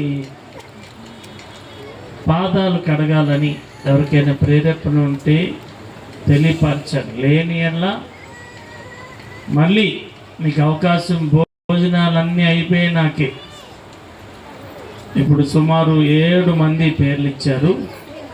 వారి పేర్లు ప్రకటించబోతున్నాము. అందరూ సిద్ధంగా ఉండండి. ఈ సమయంలో మరి దేవుని మాట, ఒక మాట ధ్యానం చేయబోతుండగా, పాట పాడుచుండగా కానుకలు సమర్పించుకుందాం. ప్రతి ఒక్కరు కూడా పాట పాడుతూ దేవుని నామాన్ని గణపరుద్దాం. దేవుని నామాన్ని గణపరుస్తూ మన కానుకలను దేవునికి సమర్పిద్దాం. కేవలం నీ కృపే, కేవలం నీ దయే,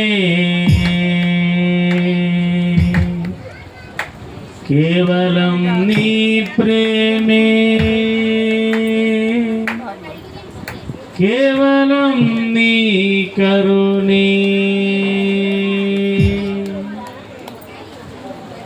కేవలం నీ కృపే, కేవలం నీ దయే, కేవలం నీ ప్రేమే, కేవలం నీ కరుణే, కేవలం నీ కృపే, కేవలం నీ దయే, కేవలం నీ ప్రేమే, కేవలం నీ కరుణే. మా బలము కాదయ్యా, శక్తి కాదయ్యా, మేము బతికి ఉన్నామంటే. మా బలము కాదయ్యా, పాడదామా, బతికి ఉన్నామంటే. కేవలం నీ కృపే, కేవలం నీ దయే, కేవలం నీ ప్రేమే, కేవలం నీ కరుణే, కేవలం నీ కృపే, కేవలం నీ దయే, కేవలం నీ ప్రేమే, కేవలం నీ కరుణే. మా బలము కాదయ్యా, మా శక్తి కాదయ్యా, మేము బతికి ఉన్నామంటే. చప్పట్లు కొడుతూ దేవుని నామాన్ని స్తుతిద్దామండి. ఆమేన్. దేవానికి స్తోత్రము నాయన. మాకంటే ధనవంతుడు, మాకంటే బలవంతులు, మాకంటే జ్ఞానవంతులు, మాకంటే ఐశ్వర్యము కలిగి ఉన్నవారందరూ నశించిపోయినా మమ్ము నశింపక కాపాడిన దేవా, కలిగి ఉన్నవారందరూ నశించిపోయినా మమ్ము నశింపక కాపాడిన దేవా, కేవలం నీ కృపే, కేవలం నీవే. పాడతారా? ఇష్టపడితే పాడు. కేవలం నీ దయే, కేవలం నీ ప్రేమే,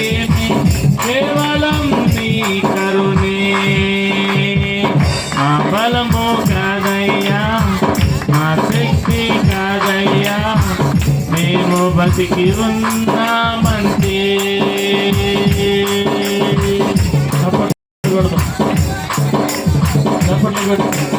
ఆమె సూత్రమయ్యా.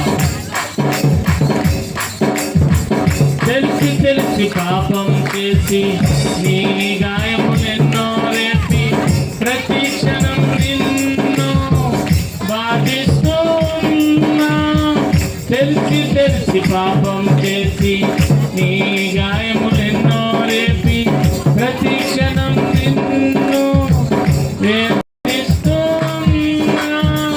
మా కంటే పరిశుద్ధుడు పరదేశులైనా మా కంటే ఆత్మీయులు ఆవిరైపోయినా. మా కంటే పరిశుద్ధులు పరదేశులైనా మా కంటే ఆత్మీయులు ఆవిరైపోయినా. ప్రేమతో మమ్ము కాపాడినావు, ప్రేమతో మమ్ము కాపాడినావు. కేవలం నీ కృపే, కేవలం నీ దయే, కేవలం నీ ప్రేమే, కేవలం నీ కరుణే, కేవలం నీ కృపే.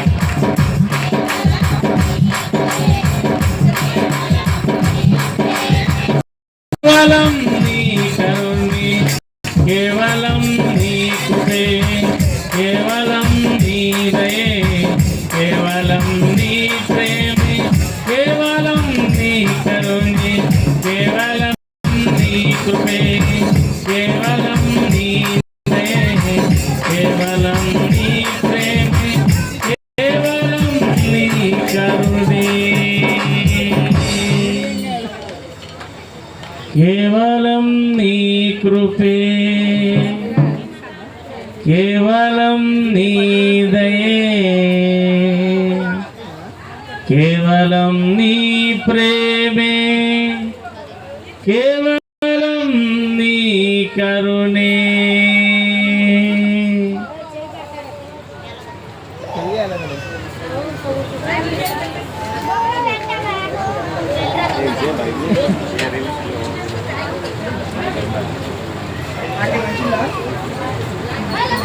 హల్లెలూయా. ఒకసారి మరొకసారి దేవుని పరిశుద్ధ నామాన్ని చప్పట్లు కొడుతూ హృదయపూర్వకంగా ఆయన నామాన్ని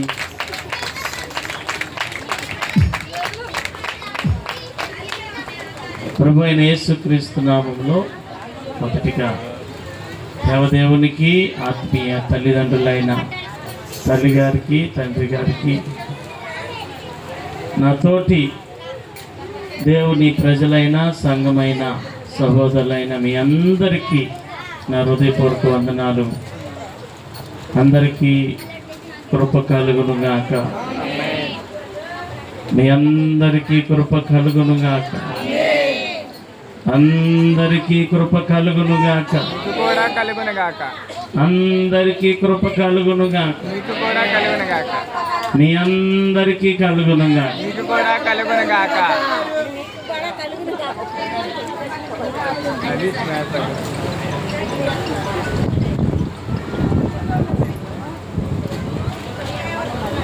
ప్రభు అయిన యేసుక్రీస్తు నామములో చాలా సంతోషం. గౌరవనీయులు మరి కేసు వరకు సాంబశివరావు గారు మన మధ్యకి విచ్చేసి ఉన్నారు. చప్పట్లు కొడుతూ వారికి స్వాగతాన్ని తెలియపరుచుతాము. వారు మరి గవర్నమెంట్ హాస్పిటల్ మాజీ డైరెక్టర్గా మరి వారు పనిచేశారు. గత కాలంలో 2014 నుంచి 19 వరకు మరి తెలుగుదేశం గవర్నమెంట్లో వారు పనిచేసి మరి గవర్నమెంట్ హాస్పిటల్లో సేవలు అందించారు. వారు ఈ సందర్భంగా మన మందిరానికి రావటం, ఈ సహవాసానికి రావటం చాలా సంతోషం. మరి సాంబశివరావు గారికి చర్చి తరఫున, మా కుటుంబం తరఫున హృదయపూర్వక వందన. సార్ వందనాలు సార్. అయ్యా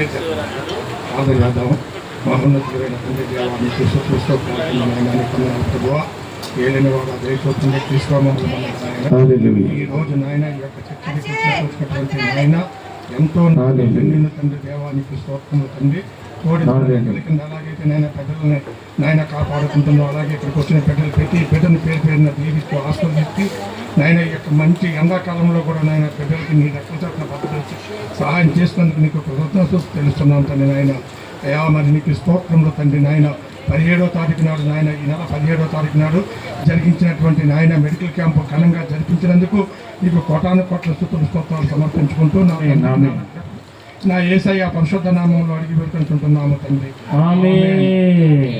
17వ తారీఖు నాడు ఇక్కడ మేము మెడికల్ క్యాంపు నిర్వహించాము. దానికి మరి మా పాస్టర్ గారు దగ్గరుండి మాకు ఎంతో సహాయం చేసి పనులన్నీ కూడా ఆయన నెత్తి మీద వేసుకొని చక్కగా నిర్వహించారు. దానికి ఎమ్మెల్యే గారు కూడా మెచ్చుకొని ఎమ్మెల్యే గారు కూడా చాలా ఘనంగా ఏంటంత బాగా చేశారని చెప్పేసి గౌరవ గారు కూడా దాని గురించి మమ్మల్ని పిలిచి చాలా చక్కగా బాగుందని చెప్పి తెలియజేశారు.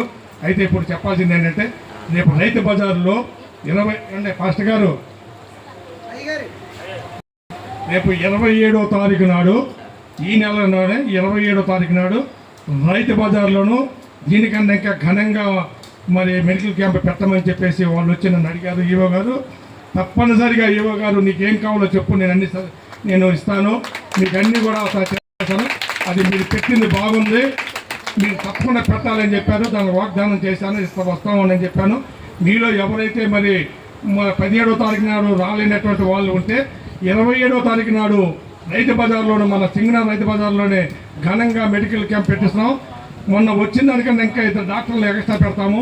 మీరందరూ కూడా దీన్ని ఉపయోగించుకోవాలని కోరుకుంటూ నేను సెలవు తీసుకుంటున్నాను.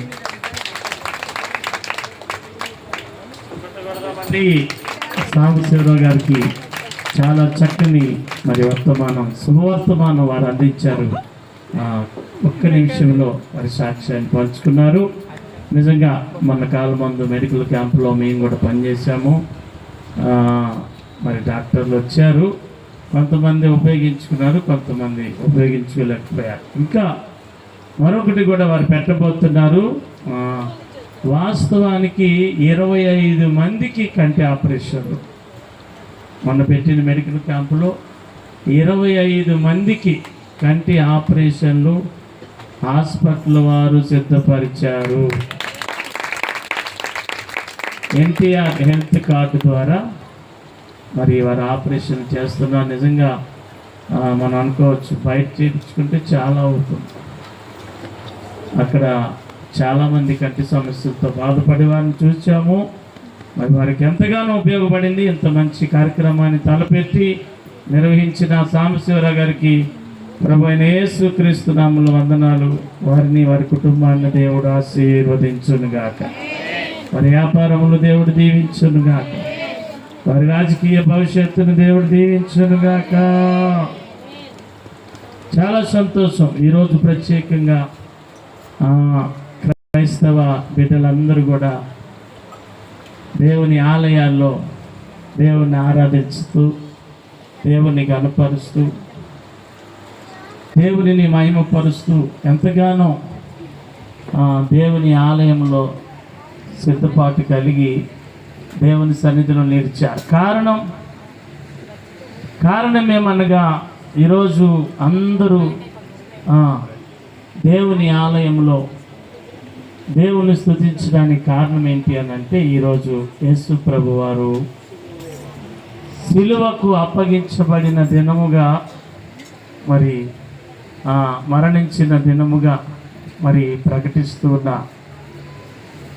దీనికి ముందుగా చాలామంది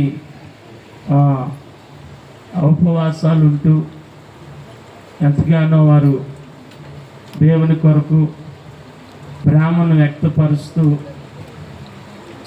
40 దినాలు కూడా మరి చాలామంది దేవుణ్ణి ప్రేమిస్తూ కూడా ఉంటూ ఉంటారు. దీనికి కారణం ఏమనగా యేసు ప్రభు వారు మరణించారన్న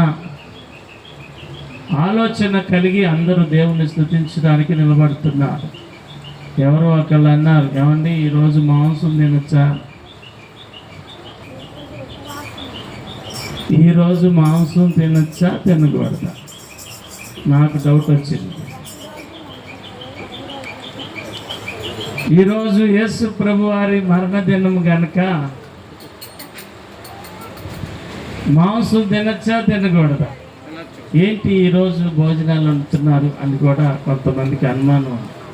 కొంతమంది అన్నారు, అయితే నాకు పెళ్ళైన కొత్తలో అన్నారు, పెళ్ళి పెట్టుకున్నా అని ప్రకటించినప్పుడు కూడా అన్నారు. ఏమనంటే, ఏమయ్యా నువ్వు క్రైస్తవుడు అన్నారు. అవునండి. మరి శ్రమ దినాల్లో పెళ్ళి ఎలా పెట్టావు? శ్రమ దినాల్లో పెళ్లి చేసుకోవచ్చా అన్నాడు. నా గుండె జారిపోయింది. ఇది ఎక్కడ గొడవరా? అవక పెళ్ళి అవుతుంది, అమ్మగారు దొరికారు, ఎంగేజ్మెంట్ అయిపోయింది, డేట్ పెట్టుకొని వివాహ ఏర్పాట్లు చేసుకొని కబుర్లు చెప్తుంటే హాయిగా రామాట అనేసరికి నాకు భయం కలిగింది. శ్రమ దినాలు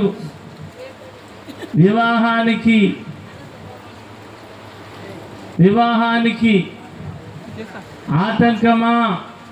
అసలు శ్రమ దినాలు పాటించవచ్చా? అసలు క్రైస్తవుడు ఎలా ఉండాలి? ఈ శిలువ దినాలలో యేసు ప్రభు ఈ మరణ దినముగా జరుపుకుంటున్న క్రైస్తవ సమాజం ఎలా ఉండాలి? ఈరోజేనా పవిత్రత? ఈరోజేనా శ్రమ దినాలు? ఈ 40 దినాలైనా నిష్ఠ? ఇదేనా దేవుని యందు నిజమైన భక్తి? ఆయన అన్నాడు వివాహం చేసుకోకూడదు అన్నాడు. అదేంటి అన్నీ పెట్టేసుకున్నా అంటే అయ్యగారు రాలా నిజంగానే మా పెళ్ళికి. 40 మంది అయ్యగారులు వచ్చారు, అయ్యగారు రాలా. ఏది ఏమైనా వాస్తవంగా చెప్పాలంటే ఫలానా రోజుని బైబిల్లో ఎక్కడ ఆయన రాయబల్ల. ప్రతిదినము మంచి దినమే. ఇవన్నీ ఏదో జరుపుకోవడానికి పెట్టినవి. ఒక ఆయన అన్నాడు, క్రిస్మస్ 25 అయితే ₹1,00,00,000 పంచి పెడతా అన్నాడు. డిసెంబర్ 25నే యేసు పుట్టాడని నిరూపిస్తే ₹1,00,00,000 క్యాష్ తీసుకెళ్ళండి అని. అయ్యా బాగున్నారండి, వందనాలు సార్. జోసఫ్ కలువునా సారీ, ₹1,00,00,000 గెలుచుకోండి, నిరూపించండి అన్న. నిజంగా ఉందా బైబిల్లో? ఆయన పుట్టడం అనేది నిజం. పుట్టాడు అనడానికి చరిత్ర సాక్ష్యము, ఆధారాలున్నవి, కానీ తేదీలు కనపడవు. అందుకే ఆధారం ఏంటంటే క్రీస్తు శకము, క్రీస్తు పూర్వం అనగా క్రీస్తు శకం అనగా క్రీస్తు పుట్టిన తర్వాత, క్రీస్తు పూర్వం అనగా క్రీస్తు పుట్టక మునుపు. ఆయన పుట్టాడు అనడానికి ప్రధానమైన ఆధారములు. వాస్తవానికి ఆయన అలా అన్నాడు. ఎన్నో ఆధారాలు ఉన్నాయి, కానీ నిజమైన సత్యం ఏంటి? ఏం నేర్చుకోవాలి మనం? ఎలా ఉండాలి? ఈ దినాల్లో ఎలా మనం జీవించాలి? యేసు ప్రభు వారు పుడతం జరిగింది.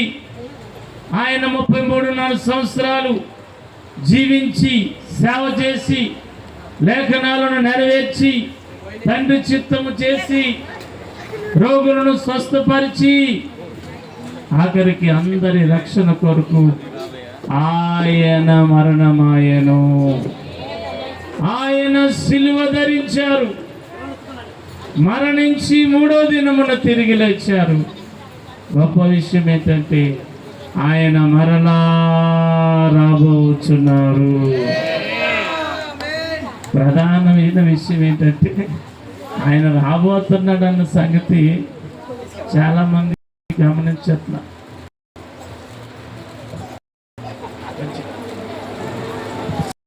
కాబట్టి ఒక